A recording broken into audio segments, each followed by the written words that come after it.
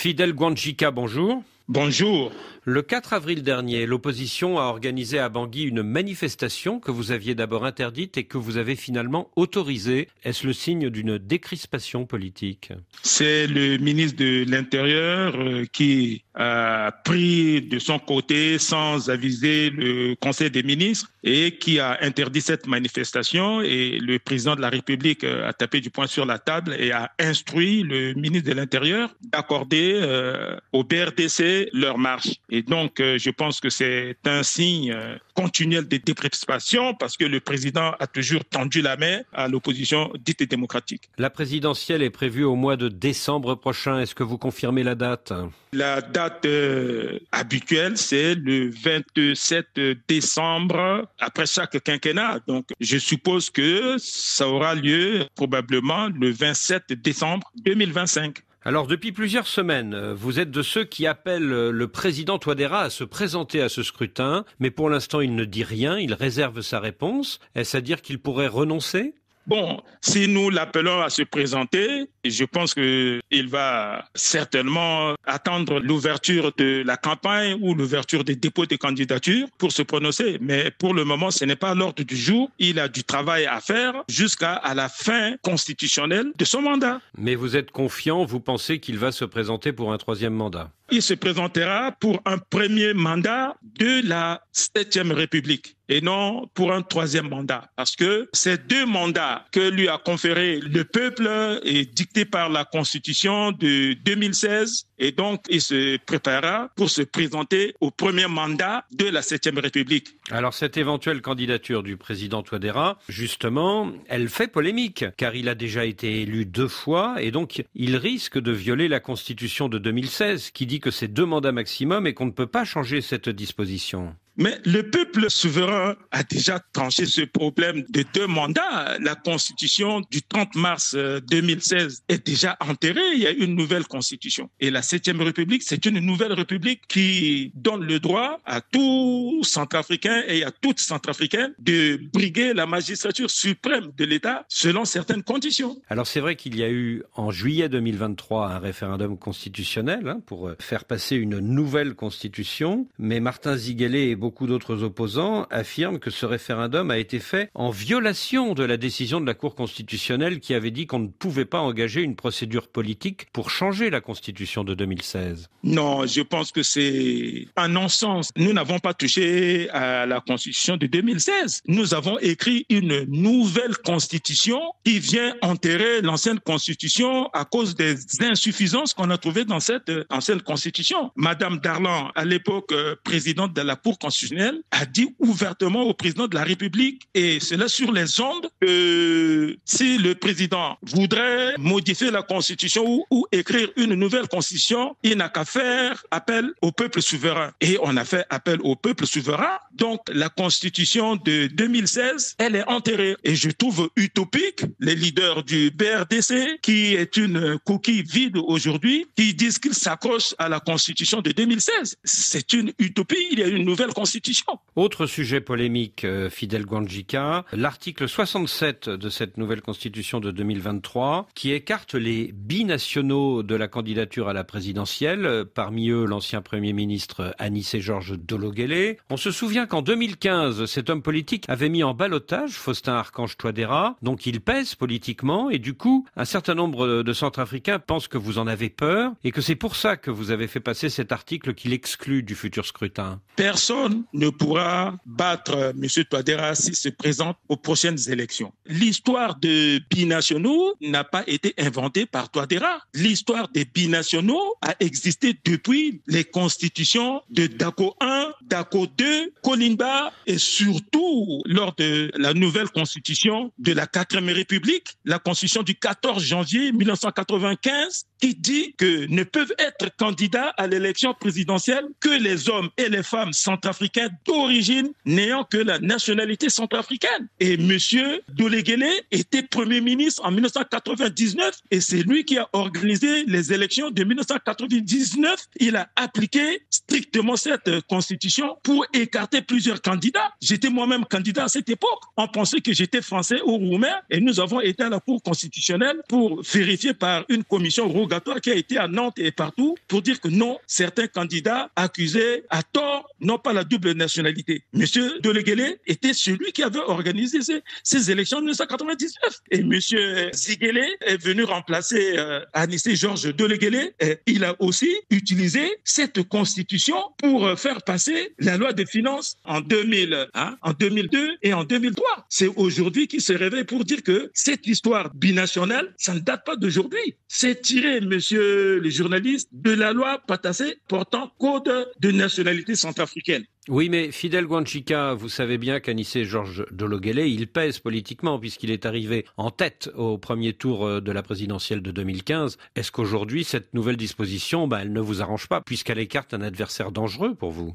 Monsieur Anissé Georges Doleguele n'est pas un homme dangereux pour Ouattara. En 2016, au deuxième tour, les gens ont parlé de Anissé Georges Doleguele. C'est pour cela qu'il a perdu les élections à cause de sa mauvaise gestion quand il était Premier ministre. Mais en 2020, le président Ouattara les a battus à plat de couture. Il n'y avait pas eu de deuxième tour. Et aujourd'hui, si M. Doleguele, qui a une double nationalité, veut briguer la magistrature suprême de l'État, il appartient à M.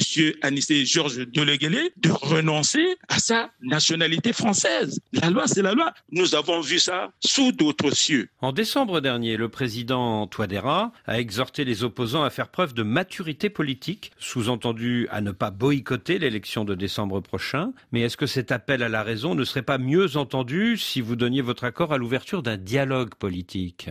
Écoutez, le dialogue politique est permanent.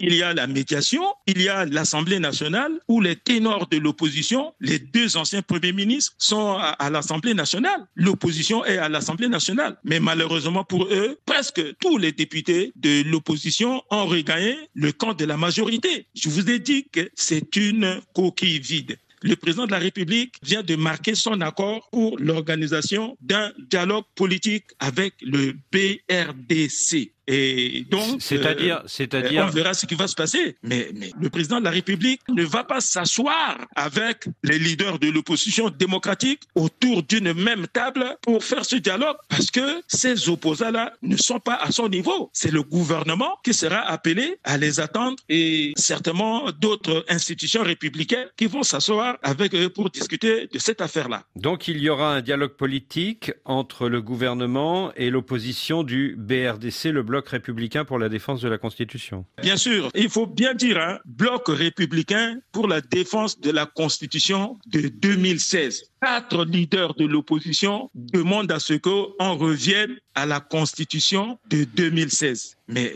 c'est une aberration, monsieur le journaliste. On a vu ça dans quel pays du monde? Et au niveau du gouvernement, qui pourrait participer à ce nouveau dialogue politique? On attend du BRDC les points qu'ils vont soulever pour que le gouvernement s'attelle déjà sur ces points-là afin que le dialogue ne soit pas un dialogue où les résolutions ou les recommandations vont rester dans les tiroirs. Alors l'une des requêtes de l'opposition, ce sont des élections inclusives. Mais les élections ont toujours été inclusives en centrafricaine. On n'a jamais écarté quelqu'un. Mais si vous n'êtes pas en règle, si vous êtes tchadien, vous êtes camerounais, soudanais ou nigérian, ceux qui ne sont pas en règle, ils seront écartés. Nous sommes un État souverain et il est grand temps que nos leaders politiques respectent la Constitution votée par le peuple souverain. Et est-ce qu'au terme de ce dialogue politique, les candidats Anissé Georges Doleguele, Crépin Boligumba et Dominique Yandoka, qui sont actuellement binationaux, pourront être candidats? Mais la seule condition, c'est qu'ils renoncent à leur nationalité le plus rapidement possible pour qu'ils restent dans le délai pour briguer la magistrature suprême de l'État. C'est simple. Prenez l'exemple du Sénégal, de la Côte d'Ivoire, du monde entier. La loi, c'est la loi, il faut respecter la loi. Les élections seront inclusives. Autre requête de l'opposition en vue de ce dialogue politique, une réforme de la Cour constitutionnelle et de l'ANE, l'Autorité nationale des élections, pour que le scrutin soit transparent en décembre prochain. Nous n'avons plus une Cour constitutionnelle, nous avons un Conseil constitutionnel. Ce sont des magistrats de haut niveau, ils ont prêté serment et donc il n'appartient pas à un groupuscule de gens qui veulent revendiquer le retour de l'ancienne Constitution pour demander à ce que la Cour constitutionnelle soit réaménagée ou l'ANE. Ce n'est pas de leur ressort. Il y a la loi qui a mis en place le Conseil constitutionnel et il y a une loi qui a mis en place l'ANE et ces lois-là ont été votées à l'Assemblée nationale où les principaux leaders du BRDC siègent. Ils siègent à l'Assemblée nationale. Mais seriez-vous d'accord pour un renforcement de l'indépendance de l'ANE, l'Autorité nationale des élections? Il y a une loi qui les a mis en place, on doit respecter cette loi. Il y a des observateurs nationaux et internationaux. On en a vu plein qui sillonnent toute la République pour voir comment le fichier électoral est confectionné. Donc, je pense qu'il n'y a pas de crainte pour ces 4 losers, surtout Martin Ziguélé, qui est un éternel perdant. Il n'y a plus personne derrière lui. Donc oui à un dialogue politique. Le président a marqué son accord et le gouvernement attend les propositions du PRDC et on verra peut-être que c'est Fidel Gondika qui conduira les pouvoirs publics comme d'habitude et on verra. Donc vous pourriez diriger la délégation du gouvernement dans ce futur dialogue politique? J'en ai la capacité et les compétences. Et ce dialogue pourrait s'ouvrir d'ici combien de temps, monsieur le ministre?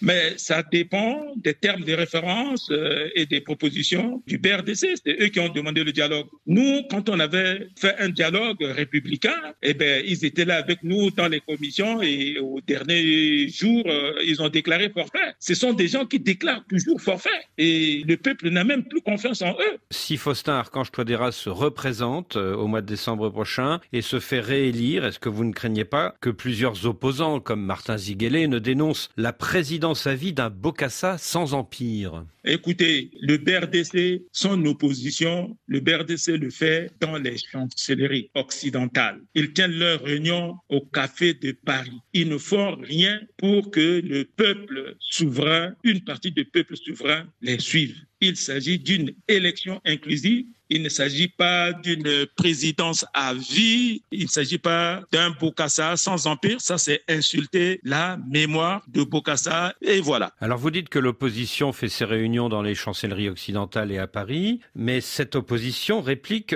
que vous êtes sous la tutelle du groupe russe Wagner qui pille les ressources minières de la République centrafricaine et notamment la grande mine d'or proche de Bambari. Écoutez, ça c'est un disque rayé. Vous savez très bien que la République centrafricaine a signé une convention de défense, une convention militaire et économique avec la Fédération de Russie. Et je vous ai toujours dit, les Wagner vivent en symbiose avec le peuple centrafricain. Les Wagner ont sauvé la démocratie de la République centrafricaine en boutant hors du territoire le président du Code 2020. Parce que l'ancêtre ou le grand-père du BRDC, c'est le Code 2020. Et le président de ce Code 2020-là était François Bozizé. Et ils se sont surarmés pour venir rompre les institutions de la République et établir une transition. Ça n'a pas marché. Maintenant, ils sont regroupés au sein du BRDC. Et donc, pour nous, les Wagner ont sauvé la démocratie en République centrafricaine en évitant un coup d'État qui pourrait engendrer un génocide. Et voilà. Et nous ne sommes pas sous tutelle des Wagner. Vous pouvez dire que nous sommes sous tutelle des Nations Unies. Je vous l'accorderai, mais nous ne sommes pas sous tutelle de Wagner. Nous n'avons jamais été sous tutelle de France quand les militaires français, Sangaris et autres étaient ici. Alors, comme chacun sait, le chef de Wagner, Evgeny Prigojine, a été assassiné en Russie il y a près de 2 ans et le groupe Wagner a disparu de pratiquement tous les pays africains, sauf de chez vous, la République centrafricaine, où une statue d'Evgeny Prigojine a même été inaugurée à Bangui en décembre dernier. Prigojine est pour nous un héros national. C'est pourquoi on a érigé sa statue. Et comme vous me dites que le groupe Wagner n'existe plus dans les autres pays, monsieur le journaliste, vous rigolez, je puis me le permettre. S'il garde le nom de Wagner ici, c'est que la République centrafricaine a été le pionnier en Afrique pour vraiment ouvrir les yeux des Africains que nous n'avons plus besoin d'être sous l'emprise de la colonie française. Même après l'indépendance, on est toujours sous l'emprise de la France. C'est comme si on était encore sous la France. Et ces pays qui ont eu des Wagner, c'est le nom qui a changé, mais c'est toujours les Russes qui sont là-bas. Nous préférons garder le nom des Wagner parce que ça a commencé chez nous. Mais cette alliance avec les Russes, monsieur le ministre, est-ce qu'elle n'a pas un prix, à savoir l'exploitation de vos mines d'or ? Les mines d'or appartiennent à la République centrafricaine et n'appartiennent plus à la France. Dans les anciennes constitutions, on faisait les constitutions en conformité avec les 11 accords secrets de la colonie française. La 7e République, le peuple a voté une constitution où nos ressources minières sont maintenant la propriété du peuple souverain. On peut la donner à qui on veut, même gratuitement, pour sauver notre sang, sauver notre pays et faire de nous un pays souverain. On le donnera à qui on veut. N'en déplaise à ceux qui sont des valets de la France et des valets de la colonisation parce qu'ils ont encore dans leur subconscient la chicotte de l'ancienne colonie française. Et cette exploitation de la mine d'Assima par les Russes, à côté de Bambari, est-ce que cela ne remet pas en cause la souveraineté de la République centrafricaine ? Mais écoutez, nous avons survécu pendant 60 ans sans les recettes de l'or, sans les recettes du diamant, sans les recettes de notre pétrole qui dort encore sous le sol. Nous avons toujours survécu avec l'agriculture traditionnelle qui fait à peu près 53-54% du PIB. Et donc, avec la Russie, qui a du pétrole en abondance, qui a de l'or et du diamant en abondance, ce n'est pas notre or, notre diamant qui va développer la Russie. La Russie viendra avec nous. Nous allons commencer à exploiter nos richesses minières, nos pétroles, et comme ça, la République centrafricaine sera dans un temps à moyen terme un pays émergent. Et donc, même si les Russes nous volent, même si les Russes nous pillent, c'est avec notre accord. Parce que ça nous appartient, ça n'appartient pas aux valets de la France-Afrique. Et voilà. Alors chacun sait que l'une des sociétés qui exploite vos mines d'or et de diamants, c'est la compagnie russe Lobay Invest. Est-ce que vous n'avez pas intérêt à être plus vigilant sur la façon dont cette société exploite votre sous-sol ? Mais c'est notre sous-sol.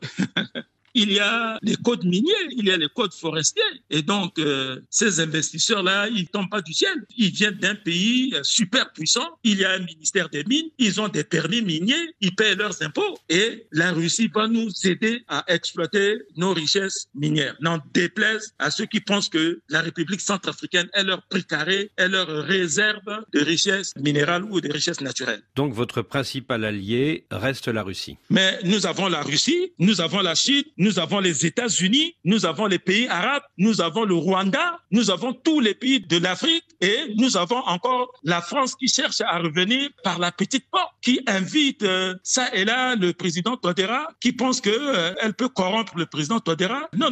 La France faisait au chef d'État qui avait baccalauréat -5. Aujourd'hui, la France a devant elle des chefs d'État, des ministres et des parlementaires qui ont bac minimum +5. Nous avons les yeux ouverts. Les 11 accords secrets qui faisaient que la France nous écrasait. La nouvelle constitution vient d'enterrer cela définitivement. Et ces 11 accords secrets, de quoi s'agit-il ? De quelle époque cela date ? Eh bien, ça date du 12-13 août 1960, où la France disait, OK, vous restez dans la communauté, les télécommunications, personne n'y touche, vous n'avez pas droit de signer un accord de défense avec un autre pays, votre monnaie, c'est le franc CFA, les études secondaires, c'est nous, le sous-sol appartient à la France, si on veut trader avec un autre pays, il faut l'accord de la France, et tout ça là, c'est criminel. C'est terminé, définitivement. Monsieur le ministre, merci.